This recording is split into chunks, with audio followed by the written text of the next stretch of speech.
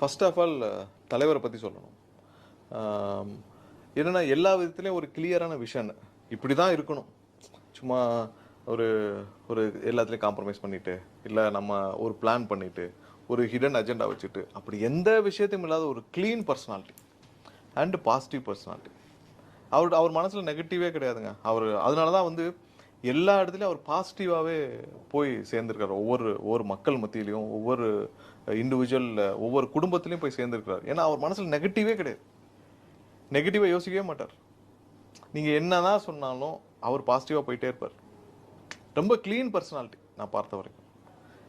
ஒரு hidden agenda கிடையாது, இதை அப்படி செய்யணும், ஒரு காம்ப்ரமைஸ்ட் அப்படிலாம் கிடையாது. அவர் ரொம்ப பாசிட்டிவாக இதை மட்டும்தான் செய்யணும். நெகட்டிவாக போய் சொன்னாலும் அதெல்லாம் வேண்டாங்க, விட்டுட்டு தள்ளி விட்டுட்டு பாசிட்டிவாக மட்டும் யோசிக்கக்கூடிய ஒரு மனிதர். இப்படி ஒரு மனிதர் தலைவராக ஒரு ஒரு ஒரு மாநிலத்தின் முதல்வராக வந்தால் பெரிய ஒரு புரட்சியே ஏற்படும். அப்படி ஒரு ஆப்பர்ச்சுனிட்டி, அப்படி ஒரு விஷயம் வந்து எனக்கு தெரிஞ்சு ஒரு 7 வருஷத்தில் கிடைக்குது மக்களுக்கு. அதை பயன்படுத்தி கொண்டால் இந்த மாநிலம் எங்கேயோ போய்விடும். இதெல்லாம் மொத்தமாக மாறிடும். ஸோ அப்படி ஒரு வாய்ப்பு ஒரு நல்லவர் கையில் போய் இருக்கணும்னுங்களேன், அது தானாக தேடி வந்திருக்கு.